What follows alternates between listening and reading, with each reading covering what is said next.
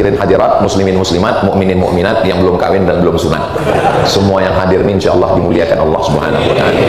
Saya bilang muslimin muslimat, muslimatnya ada ini. Saya kan melihat.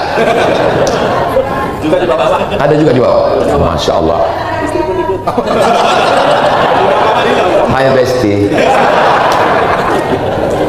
Jadi masjid ini yang mempersatukan kita adalah masjid. Maka amat sangat heran orang kok malah kelahi di masjid. Saya sholat dan ceramah di satu masjid. Kemudian saya tanya, dulu perasaan pertama kali yang bawa saya ke masjid ini Bapak Anu dulu. Iya Pak Ustadz, dia ketua masjid dulu. Loh, sekarang kok dia nggak datang lagi? Ya dulu yang pertama bawa dia ke masjid ini Ustadz Somad. Terus pas pemilihan kemarin dia kalah. Sejak itu dia nggak ke masjid lagi. Masjid kok malah tidak mempersatukan? Ini yang salah masjidnya atau orangnya? Saya nggak ada ngomong begitu. Bapak Ibu yang menarik kesimpulan. Jadi masjid ini mempersatukan kita. Mau guru besar, mau habib, mau alim, mau faqih, bertemu bersatunya di masjid. Dan hari ini kita melihatnya. Dan ketika terjadi ikhtilaf perbedaan, siapa yang maju ke depan? Yang menyelesaikannya bukan keegoan, lebih senior, lebih hebat, bukan. Dikembalikan kepada pendapat ulama berdasarkan Quran dan Sunnah Nabi Muhammad SAW. Kalau berkumpul semua orang tangsel, ini tangsel betul. Maka yang layak menjadi imam adalah wali kota, bukan menurut KPU. Ulil amri yang menjadi imam. Makanya ketika Nabi Muhammad SAW hidup, beliau jadi imam. Setelah beliau meninggal, Sayyidina Abu Bakar Siddiq jadi imam. Setelah Abu Bakar Siddiq, Sayyidina Umar bin Khattab jadi imam. Setelah Umar, Sayyidina Uthman, Sayyidina Ali.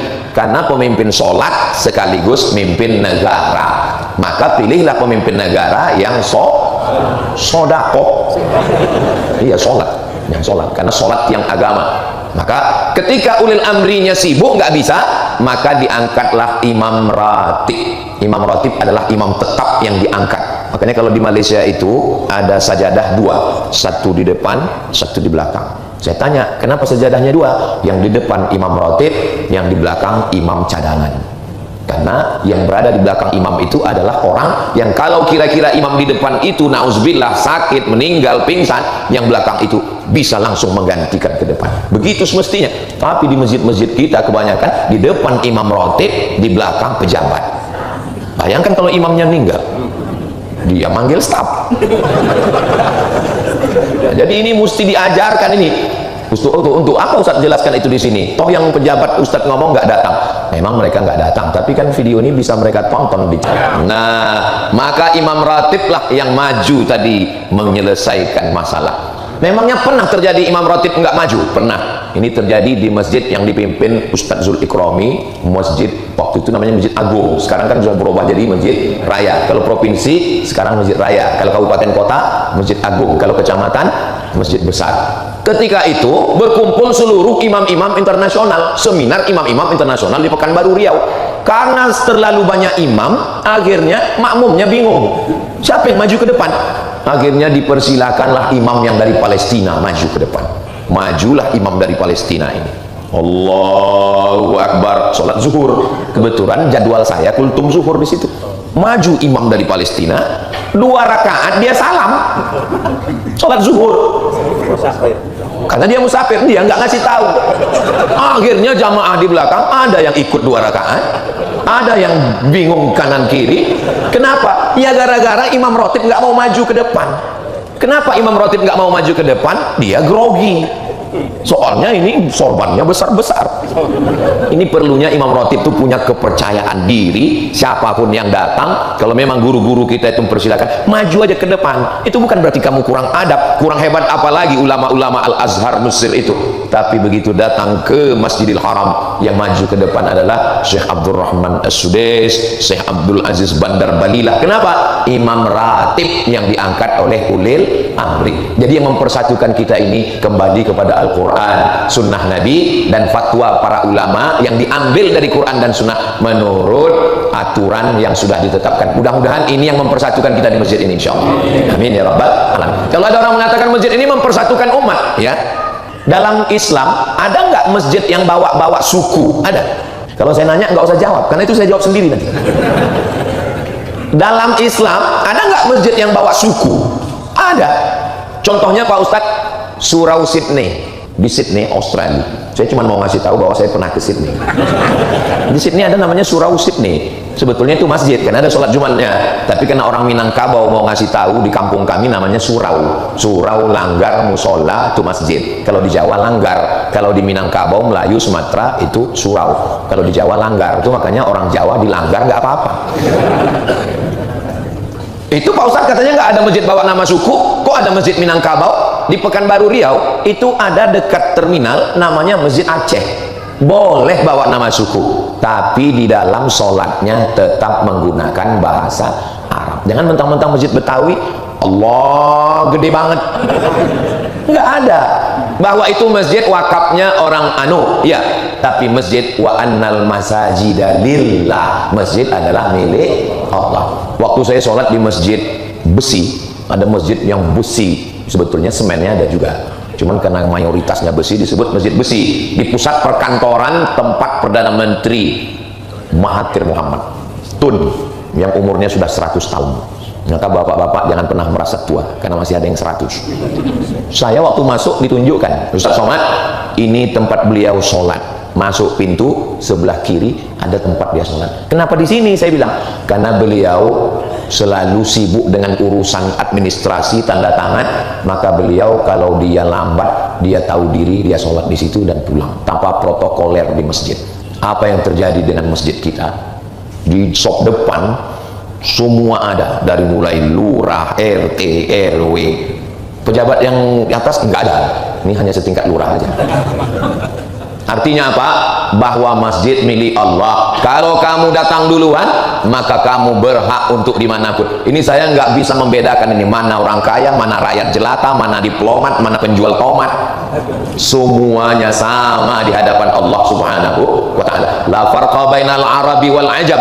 Nggak ada beda antara Arab dengan yang bukan Arab. Wala farqa bainal abyadi wal aswad. Nggak ada beda antara kulit putih dengan kulit hitam.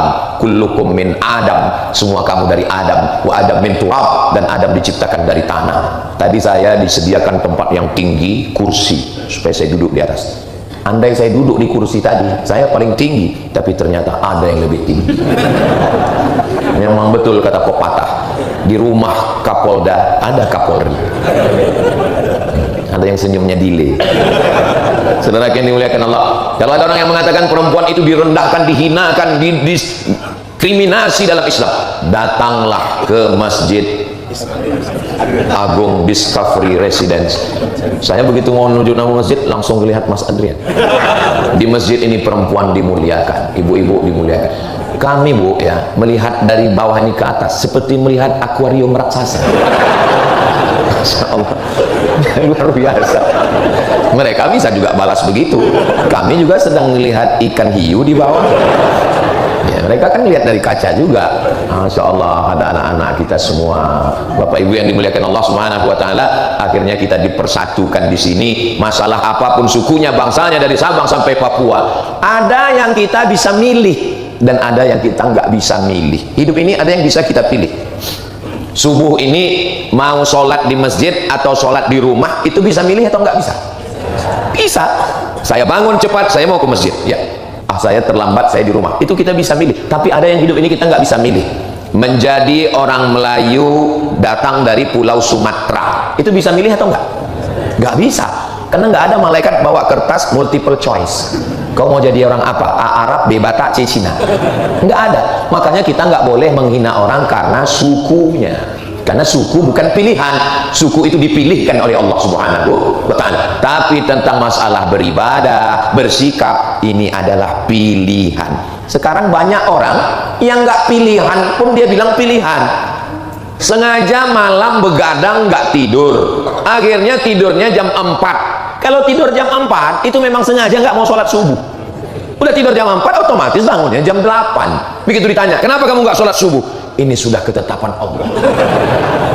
Ini dengan penuh kesadaran. Kamu punya pilihan loh untuk tidur atau enggak. Kenapa enggak kamu tunggu aja jam 4? Kan sebentar lagi azan subuh. Maka untuk ke masjid, untuk berbuat baik, masjid yang mempersatukan kita. Mungkin kalau ketemu di kantor payah, itu Pak Ustadz pejabat Pak Ustadz. Kalau mau ketemu dia itu mesti melewati 10 lantai Pak Ustadz. Kok bisa begitu? Ya memang kantor dia di lantai 10. Tapi kalau ketemu di masjid, Pak Ustaz, Assalamualaikum warahmatullah, Assalamualaikum warahmatullah, bisa ketemu langsung. Assalamualaikum Pak. Oh katanya habis sholat nggak boleh salaman Pak Ustaz. Kata Imam Muhyiddin Abu Zakaria Yahya bin Syaraf An-Nawawi, meninggal tahun 676 Hijrah, kalau sebelum sholat tadi nggak ada salaman, selesai sholat baru salaman, itu sunnah. Karena memang dia belum salaman. Saya tadi sebelum sholat nggak ada salaman sama Habib, selesai sholat baru saya salaman, itu sunnah. Tapi kalau sebelum sholat udah salaman, habis sholat salaman lagi, itu namanya mubah. Bisa diingat? Kalau sebelum sholat nggak salaman, selesai sholat salaman, namanya sunnah. Sebelum sholat udah salaman, habis sholat salaman lagi, namanya mubah. Yang nggak boleh itu sedang sholat salaman. Sehat Pak Kapolsek? Saya nggak boleh. Di sinilah kita ketemu polisi, ketemu tentara. Coba kalau di kantor, polisi tentara di depan, pas di sini tentara di belakang. Babinsa. Hai Pak Babinsa, Masya Allah Pak Babinsa, kami yang bukan TNI, kami yang bukan tentara ini bangga melihat kalian sholat di sini. Sehingga ibu-ibu bisa ngasih tahu ke anaknya, anakku lihat itu, mereka tentara aja sholat ke masjid, papamu baru jadi security. Mohon maaf security yang tersebut, saya khawatir juga nanti disomasi sama, soalnya sekarang ngomongnya mesti hati-hati juga. Tolong admin sebelum di-upload di edit dulu, nanti pas saya ngomong banyak titipnya. Begitulah kita dipersatukan di sini. Mau aparatur negara, mau pejabat, semuanya sama di hadapan Allah Subhanahu wa taala. Makanya namanya masjid. Bahasa Arab itu selalu ada akar katanya 3 huruf. Masjid, sajadah, masjid. Alasnya karpet, sajadah. Masjid itu dari kata sajadah. Padahal kita lebih lama berdiri. Qiyam, qama, mestinya maqam. Tapi kenapa disebut masjid? Padahal sujudnya tidak lebih lama daripada berdirinya, lebih lama tegaknya daripada sujudnya. Tapi kenapa yang dipakai masjid? Karena ketika kita di masjid, semua kita menempelkan keningnya ke lantai. Bukan berarti mentang-mentang pejabat, orang kaya, nggak mau ditempelkannya keningnya ke dinding. Begitulah kita diajarkan bahwa kita merendahkan diri ke hadapan Allah. Siapa orang yang paling dekat dengan Allah? Bukan orang yang masuk Ka'bah. Siapa orang paling dekat dengan Allah? Bukan orang yang berada di depan makam Rasulullah sallallahu alaihi wasallam. Orang yang paling dekat, aqrabu ma yakunul abdu min rabbih wa huwa sajid. Orang yang ketika sedang bersimpuh sujud, di sujud itu dia katakan subhana rabbiyal a'la wa bihamdi. Aku kotor, yang suci hanya Engkau. Subhana, aku diciptakan, aku bukan pencipta. Rabbiya al-a'la, yang tinggi hanya Engkau. Aku bukan apa-apa dan bukan siapa-siapa. Makanya kalau ada orang sholat tapi sombongnya minta ampun, dia belum memahami hakikat sholat. Tapi jangan dibalik. Sekarang banyak jamaah ini dibalik. Pas dia ditanya, kamu nggak sholat? Yang penting kita rendah hati, Pak Ustaz. Kurang rendah hati apalagi Nabi Muhammad SAW. Tapi beliau tetap sholat. Nah, ini jangan sampai kita salah memahami ini. Masjid bukan hanya tempat bertemunya umat, masjid tempat bertemunya peradaban. Ini apa namanya ini? Ini namanya, saya jawab sendiri, kubah ini namanya. Apakah Masjid Nabawi itu ada kubahnya? Enggak ada. Masjid Nabawi itu tiangnya batang korma, atapnya pelepah korma, enggak ada bangunan melengkung di atas. Jika tidak ada zaman Nabi berarti bid'ah, berarti kubah bid'ah ini.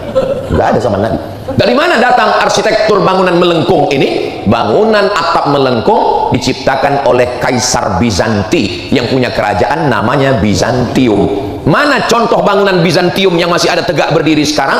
Itulah dia bangunan terbesar di Konstantinopel yang dibangun oleh Kaisar Konstantin. Lalu kemudian datang Muhammad Al-Fatih, dirobahnya kota itu menjadi kota Islam, bahasa Turkinya Istanbul. Dan bangunannya, insya Allah panjang umur, nanti kita umroh bersama Ustaz Abu Somad, mampir di Istanbul insya Allah. Ongkos tanggung masing-masing. Nanti kita sampai di bangunan Konstantinopel itu kita akan melihat bagaimana batu-batu disusun melengkung, karena susunannya batunya besar di atas kecil di bawah sehingga dia nggak jatuh. Sehingga itulah arsitektur bangunan dengan atap melengkung. Apa manfaatnya dengan atap melengkung? Karena dengan atap melengkung otomatis nggak ada tiang di tengah. Karena nggak ada tiang di tengah, maka sopnya tidak putus. Kira-kira baik atau nggak baik? Baik. Kalau baik boleh diambil? Boleh. Namanya bid'ah yang baik, bid'ah hasanah.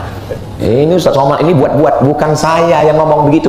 Yang mengatakan ada bid'ah hasanah itu Imam Muhammad bin Idris Asy-Syafi'i. Yang mengatakan ada bid'ah hasanah itu adalah Imam Muhyiddin Abu Zakaria Yahya bin Syaraf An-Nawawi. Yang mengatakan ada bid'ah hasanah itu adalah Imam Al-Hafiz Ibnu Hajar Al-Asqalani. Yang mengatakan ada bid'ah hasanah itu adalah Al-Hafiz Jalaluddin Abdurrahman As-Suyuti. Kalau disebut Al-Hafiz Imam Suyuti, hafiztu mi'atai alfa hadis, dia hafal 200.000 hadis dan dia mengakui bid'ah hasanah. Tiba-tiba ada ustadz yang hafalan hadisnya cuma 2, itu pun kalau laptopnya hidup. Pas laptopnya lobet, hadisnya muncul, sanadnya hilang, lalu mengatakan gak ada bid'ah hasanah. Saya nggak mau ngajak jamaah maksa untuk ikut saya, tapi saya lebih percaya sama imam-imam itu. Adapun jamaah mau ikut Al-Hafiz Al-Laptop, ya terserah. Saudara yang dimuliakan Allah Subhanahu wa taala, ini masjid pertemuan peradaban barat Eropa diambil masuk ke dalam masjid. Di mana Bilal bin Rabah azan? Bilal azan di atas satah, atas atap rumah satah. Waktu di Makkah dia naik ke atas Ka'bah tahun ke-8 Hijrah. Allahu Akbar, Allahu Akbar. Tidak seperti itu suaranya. Itu ya azan saya. Lalu kemudian Bilal bin Rabah tidak pernah azan di atas yang namanya pakai menara. Ini kelihatannya dari simbolnya kubah dan nggak ada menara. Kenapa? Karena menara itu diambil dari kata nar. Nar artinya api, menara tempat api. Jadi kita kalau naik kapal layar di tengah laut malam, kita nggak tahu mana lautan mana daratan. Dari mana kita tahu bahwa di depan kita ada darat supaya kita bisa mengarahkan perahu layar nggak nabrak? Kita melihat ada nar, ada api menyala, abangku. Tempat api itu namanya manara. Manara kita menyebutnya mercusuar. Manara. Lalu kemudian umat Islam sampai dari kota Makkah mereka ke Madinah, dari Madinah mereka nyebrang Laut Merah, dari laut mereka sampai ke kota namanya Fustat, dari Fustat mereka jalan darat 200 km, bisa juga lewat jalan laut, Laut Putih, mereka menemukan satu pantai namanya Alexandria yang didirikan oleh seorang kaisar bernama Alexander the Great. Maka kota itu disebut pakai nama dia, Alexander the Great buat kota namanya Alexandria. Nah, jadi kalau ada masjid pakai nama orang, ya begitu. Tapi ada juga, saya mungkin kalau buat kota, nama kotanya Somadia. Ketika mereka sampai ke Alexandria, bahasa Arabnya Al-Iskandaria. Di situ berdiri satu tiang di pinggir pantainya, mercusuar. Mereka berpikir, oh bagus juga ini. Apinya dibuang, orangnya naik ke atas, dibawa ke dekat masjid. Naiklah muazin ke atas. Allahu Akbar, Allahu Akbar. Sehingga suara lebih lantang daripada muazzinnya di dalam. Kira-kira azan di dalam dengan azan di luar, mana yang lebih keluar suaranya? Ya di luar. Azan naik ke atas menara lebih tinggi lagi. Tidak ada di zaman Nabi. Berarti menara ini, saya nggak ada ngomong begitu. Ini jamaah kalau sudah jam-jam segini memang membid'ahkan aja kerjanya. Baik dia, karena ada manfaatnya. Ini bangunan zaman Nabi SAW peta 4. 1, 2, 3, 4. Kenapa sekarang tiba-tiba? Ini mestinya peta 4. 1, 2, 3, 4. Kenapa ada melengkung ke dalam?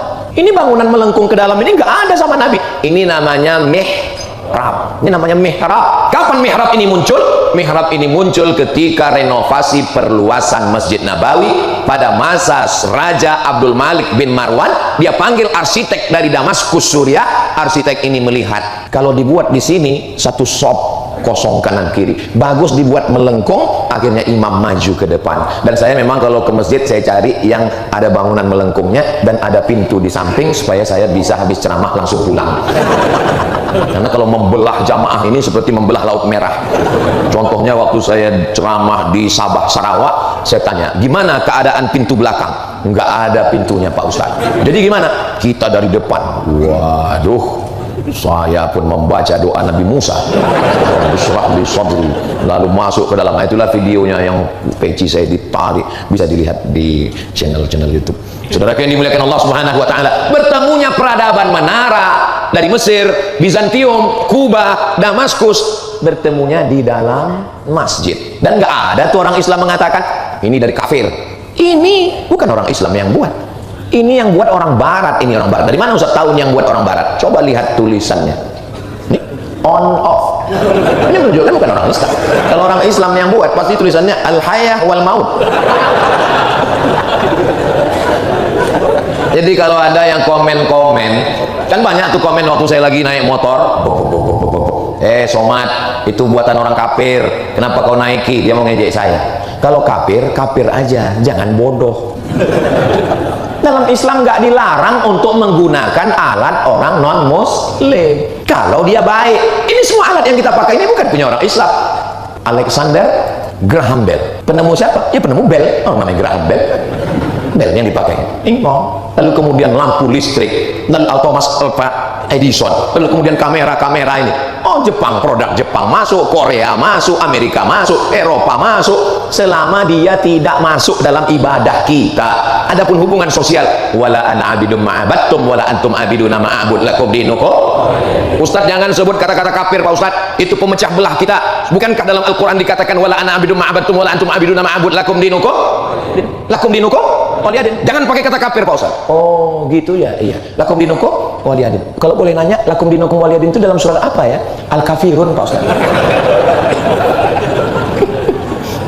Saudara yang dimuliakan Allah Subhanahu wa taala, kita ini yang mempersatukan kita ketika kita kembali ke dalam masjid, insya Allah. Enggak ada dalam bacaan sholat itu janganlah kau mencuri, enggak ada.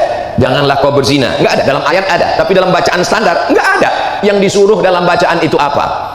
Allahu Akbar. Karena yang membuat kita terpecah itu adalah merasa diri lebih besar, merasa diri lebih hebat, merasa diri lebih, maka kita hilangkan kelebihan kita. 2 kali kita katakan Allahu Akbar, sekali lagi Allahu Akbar kabira. Waktu intiqal Allahu Akbar, bangkit sami Allahu liman hamidah, sujud Allahu Akbar, duduk antara sujud Allahu Akbar, sujud lagi Allahu Akbar, duduk lagi Allahu Akbar. Apa maknanya? Kau bukan apa-apa dan kau bukan siapa-siapa.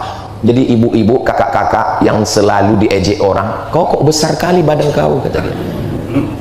Katakan sama dia Allahu Akbar. Allah Maha Besar. Begitu juga kalau bapak nanti istrinya curhat, mama dietnya gagal pak, mama masih besar. Allahu Akbar ma. Yang besar itu hanya Allah Subhanahu wa ta'ala. Kadang hidup ini nggak sulit sebenarnya. Yang sulit itu adalah mendengarkan komentar orang.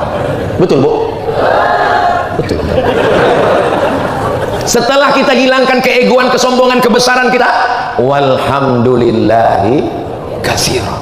Segala puja-puji hanya milik Allah. Kenapa orang bisa kena penyakit post power syndrome? Dipuji-puji, dimuliakan, ketika tidak lagi dipuji, dulu disambut tala'al badru alaina. Itu sambutan untuk Nabi Muhammad SAW. Tala'al badru, Nabi Muhammad itu seperti bulan purnama yang putih. Nabi di atas mimbar mengangkat tangannya, turun lengan bajunya. Sahabat yang di bawah mengatakan, kami melihat bayadha ibtayhi, putih ketiak Nabi SAW. Banyak orang sekarang putih ketiaknya hitam. Nabi waktu terangkat tangan putih, itu maka disebut tala'al badru alaina. Maka saya kalau sudah datang disambut sama jamaah, tala'al badru, saya dalam hati, ya Allah, orang si hitam ini tala'al badru alaina. Tapi begitulah rupanya mereka memuliakan. Kamu memang bukan Nabi, wahai Abdul Somad. Kalau ada yang ngaku-ngaku Nabi zaman sekarang dengan bawa-bawa ayat, saya ini Nabi yang ke-26. Loh, lah Nabi apa ada? Gak ada Nabi setelah Nabi Muhammad. Ada, ini ayatnya. Ya'ti mim ba'dismuhu Ahmad. Kebetulan nama dia Ahmad, Ahmad Musadek. Ngaku Nabi ke-26. Ini orang begini nih harus didebat. Kebetulan polisi yang nangkap ini cerdas. Dia tanya, kenapa kamu ngaku Nabi? Ya karena ada nama saya Ahmad. Yang datang 25 itu Muhammad sallallahu alaihi wasallam. Oh, jadi kalau ada namanya dalam Quran berarti dia Nabi? Iya. Kata Pak polisi yang nangkap, saya Nabi yang ke-26. Saya yang ke-27. Nama bapak siapa? Nasrullah. Iza jaa Nasrullah. Diputar balik logika berpikirnya itu. Jangan asal tangkap aja. Pakai oh iya. Terus kata yang satu lagi, kalau begitu Ustadz Somad itu Nabi yang ke-29. Kenapa? Nama dia juga sering disebut. Qul huwallahu ahad. Pakai akal. Debat dia. Wajadilhum, debatlah billati hiya ahsan. Ini kok ceritanya sampai ke situ? Gimana tadi?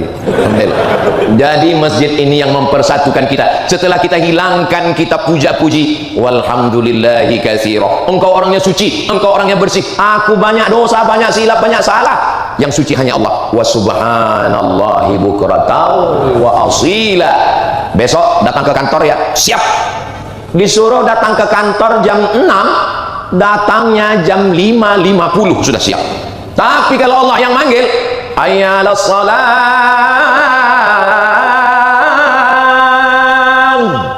azan zuhur jam 12, ada orang yang wudhu zuhur jam 3. Wudhu zuhur jam 3, masuk ke masjid, wudhu, sholat, sampai penjaga masjid nanya, mohon maaf ya Pak, azan asar belum? Kata dia, ini zuhur. Ketika sholat itu apa dia katakan? Allahu Akbar. Kalaulah malaikat itu tidak ditahan Allah, sudah dibenamkan ya kau ke langit, ke bumi yang ke-7. Sholat zuhur jam 3, Allahu Akbar kau bilang. Yang maha besar itu Allah, maka tunjukkanlah. Makanya kalau orang datang ke masjid on time, orang yang delay, orang yang terlambat, tapi kita di masjid semuanya menjadi on time, tepat waktu. Apalagi masjid Agung Discovery Resident, karena di dinding ada jamnya. Di mana tadi ada jamnya? Ada jam kan di atas. Gimana ceritanya asal muasal ada jam waktu? Tadi saya baca 4 menit lagi iqamat. Ini gara-gara masjid kelahi. Kenapa? Karena yang datang lambat terus. Muazin sudah mau qomat.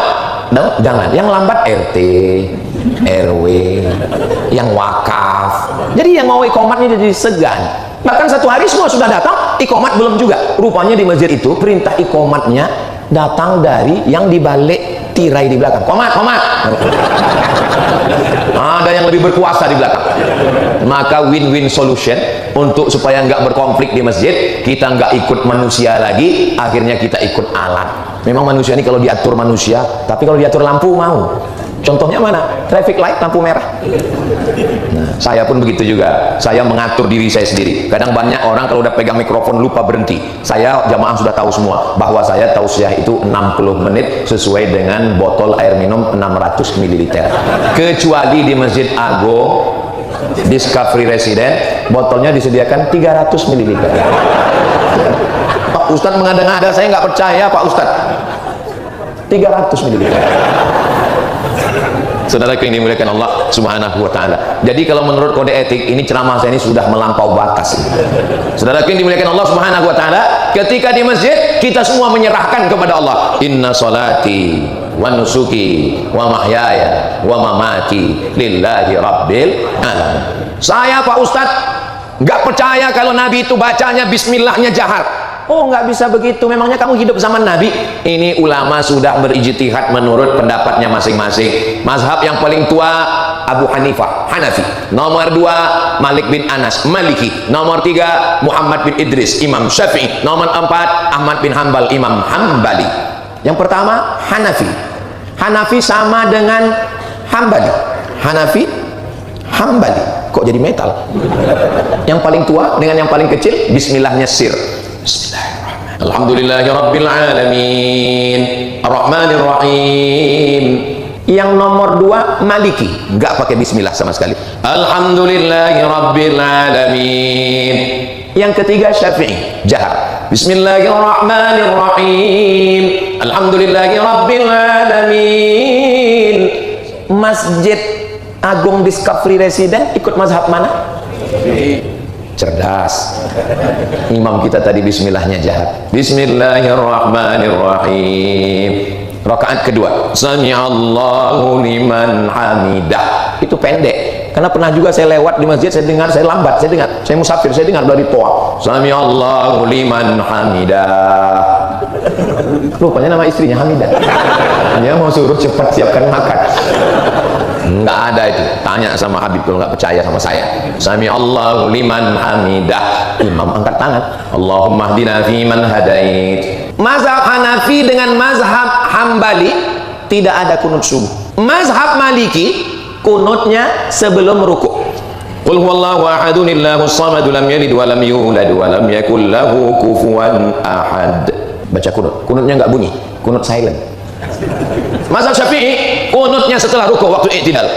Yang diaminkan yang 5. Allahumma hdina fiman hadait, wa afina fiman afait, wa tawallana fiman tawallait, wa barik lana fima a'tait, wa qina bi rahmatika syarra ma qadait. Yang 5 ini doa, maka diaminkan. Sedangkan makmum mengaminkan. Adapun yang 5 lagi, makmum ikut baca. Fa innaka taqdi wa la yuqda 'alaik, wa innahu la yadhillu man walait wa la yu'izzu man adait. Tabarakta rabbana wa ta'ala, falakal hamdu 'ala ma qadait, nastaghfiruka wa Kalau nggak hafal Pak Ustaz, ya diam aja. Yang nggak enak lah Pak Ustaz, nanti ketahuan. Ya gerak-gerak aja. Kunut itu artinya doa, tapi jangan bahasa Indonesia, karena kalau sholat keluar bahasa yang bukan bahasa Arab, batal sholatnya. Saya kan mazhabnya Hambali Pak Ustadz, ya, guru saya alumni dari mazhab Hambali. Oke, bagaimana kalau imamnya mazhab Syafi'i? Datang orang menemui Imam Ahmad bin Hambal. Wahai Imam Ahmad bin Hambal, ya, saya mazhabnya ikut Imam Ahmad bin Hambal. Bagus. Bagaimana kalau imam saya subuh Imam Syafi'i? Kata Imam Ahmad bin Hambal, angkat tanganmu dan ucapkan amin. Ini sekarang banyak makmum ini nggak mau ikut imam. Imamnya angkat tangan, Allahumma hdina fiman hadait, amin. Mesti dia amin, ini enggak? Allahumma hdina fiman hadait, enggak mau. Imam Ahmad bin Hambal sendiri, imam mazhabnya ngatakan, angkat tanganmu dan katakan amin. Iya Pak Ustadz, tapi kata guru kami kunut subuh itu bid'ah Pak Ustadz. Imam Ahmad bin Hambal meninggalnya tahun 241, makamnya di Baghdad, Irak. Imam Syafi'i meninggal tahun 204, makamnya di Fustat, Kairo, Mesir. Imam Ahmad bin Hambal belajar fikih, hadis, tafsir kepada Imam Syafi'i. Apakah mungkin Imam Ahmad bin Hambal mengatakan Imam Syafi'i itu pelaku bid'ah? Gurunya sendiri, bro. Dalam manaqib biografi Imam Syafi'i, apa komentar Imam Hambali?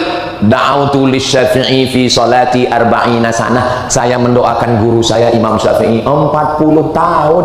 Fi salati, bukan di luar sholat. Dalam sholat saya doakan Imam Syafi'i. Berapa lama saya doakan?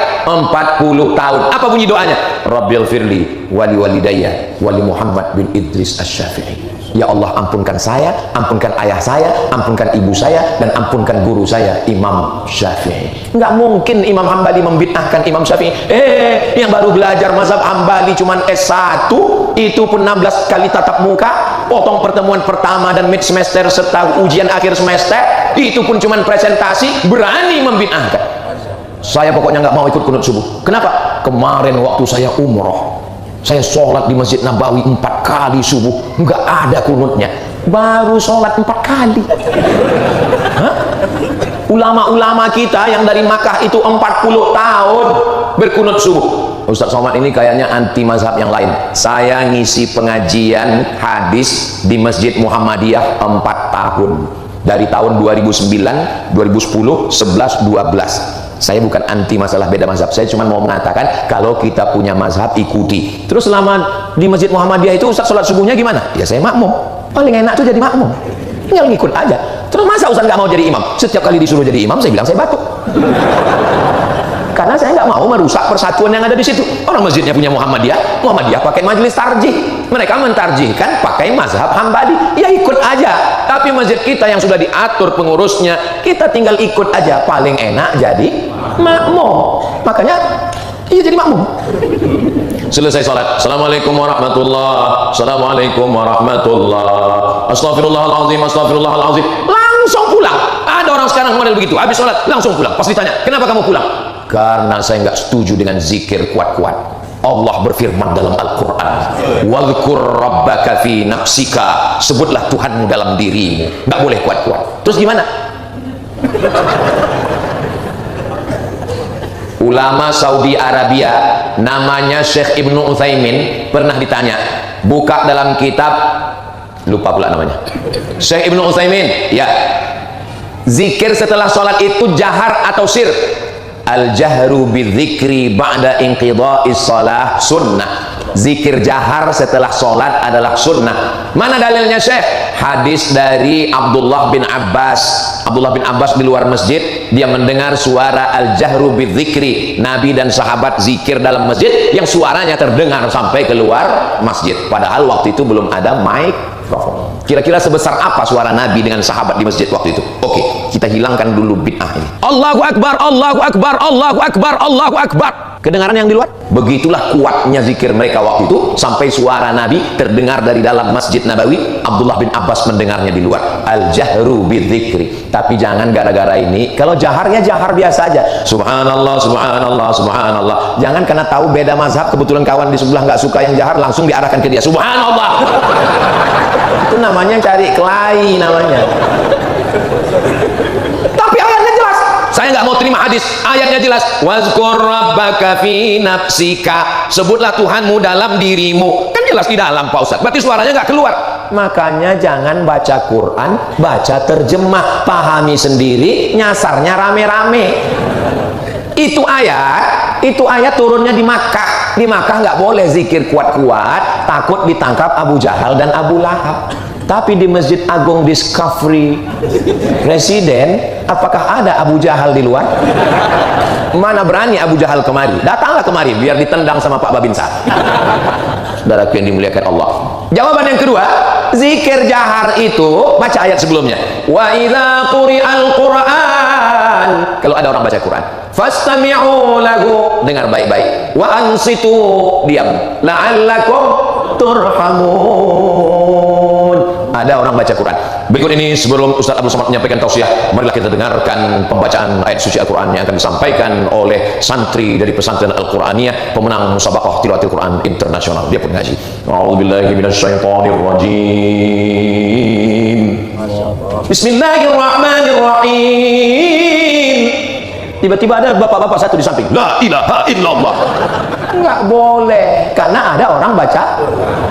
Yang ketiga, zikir jahar, zikir sir itu, wazkur rabbaka, sebutlah Tuhanmu, fi nafsika, dalam dirimu, itu untuk Nabi Muhammad sallallahu alaihi wasallam. Kenapa Nabi disuruh zikirnya sir di dalam? Karena dia sudah selamat dari godaan bisikan setan.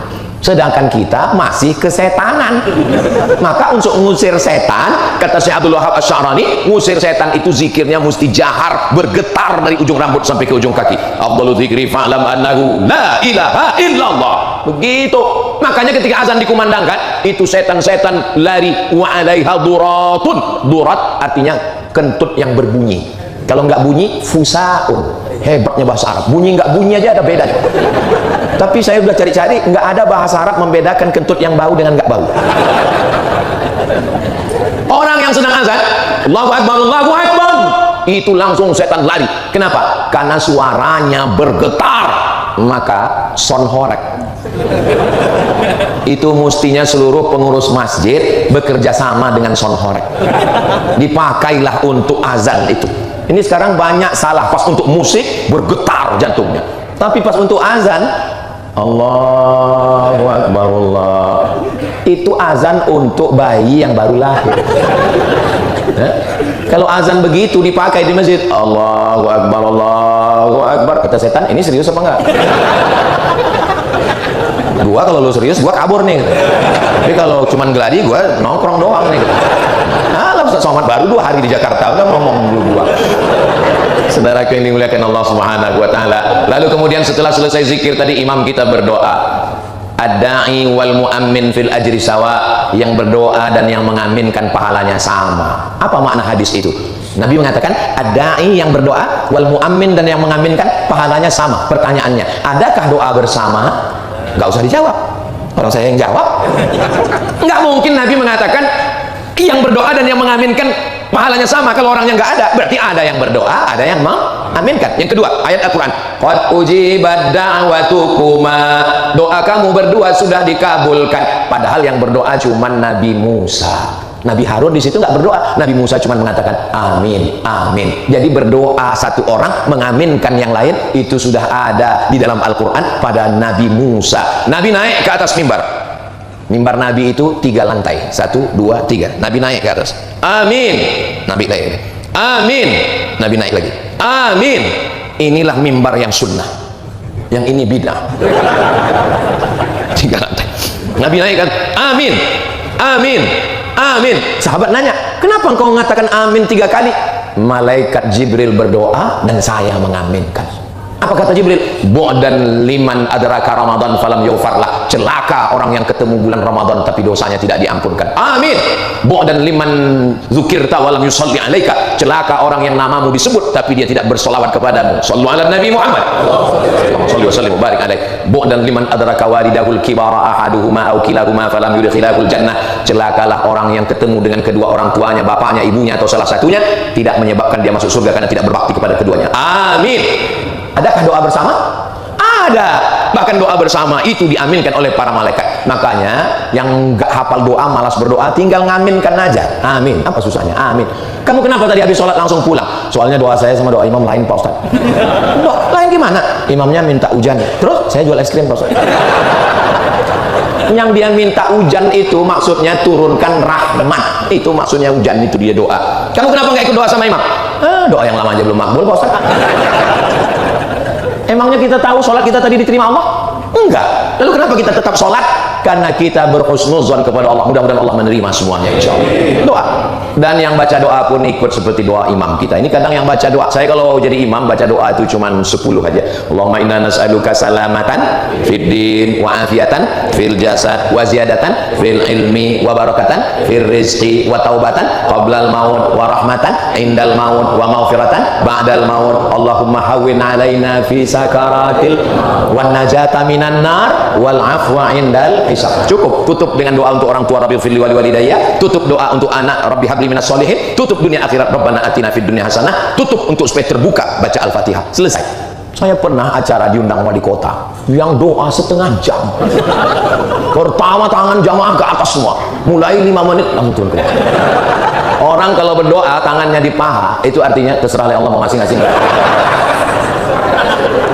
Nabi itu berdoa tangannya naik ke atas. Bahkan ketika untuk yang doa minta hujan, arisna, arisna, arisna, turunkan hujan, Nabi naik sampai ke hadapan wajah. Tangan itu cara yang pertama, telapak tangan ke atas. Cara yang kedua, telapak tangan ngadap ke wajah. Cara yang ketiga, untuk istisqa tangan diangkat sampai tinggi. Cara yang keempat, telapak tangan yang ngadap ke tanah, punggungnya ke atas untuk tolak bala. Allahumma dafa'anal ghala wal waba wal fahsya wal riba wal zina wal munkar. Jangan nanti karena kita nggak tahu kita salahkan orang. Pas khotib Jumat berdoa, Allahumma dafa'anal ghala wal waba wal fahsya. Ada makmum yang ke bawah gini, wah kayaknya ISIS. Tapi insya Allah kalau kita ngaji, alhamdulillah. Mohon maaf ya, dari tadi Ustadz Somad kok melihat ibu-ibu ke atas, saya ngelihat jam, Bu. Saya tadi mulainya berdiri itu jam 4.59 dan sekarang sudah jam 6. Berarti ini sudah melanggar kode etik. Di mana-mana Ustadz Somad itu ceramahnya kan 60 menit, tapi di sini 61 menit. Itulah yang dapat saya sampaikan. Terima kasih segala perhatian, mohon maaf segala kekhilafan. Puncak dari tausiah bukan pengajian. Puncak dari ngaji adalah doa. Mari aminkan doa. Kita berharap dengan lisan penghafal Quran, ahli fikih, ahli hadis, dan beliau zuriat keturunan Rasulullah SAW, mengalir darah Nabi dalam tubuhnya. Mudah-mudahan kecintaan kita kepada beliau membuat kita nanti dicintai oleh Nabi Muhammad SAW. Selama 1 jam menyampaikan tausiah ini, kata-kata saya menyinggung perasaan di hati Bapak Ibu, maukah memaafkan saya? Saya tutup dengan pantun penutup. Menangkap puyuh di Bukit Selasih. Thank you dan terima kasih.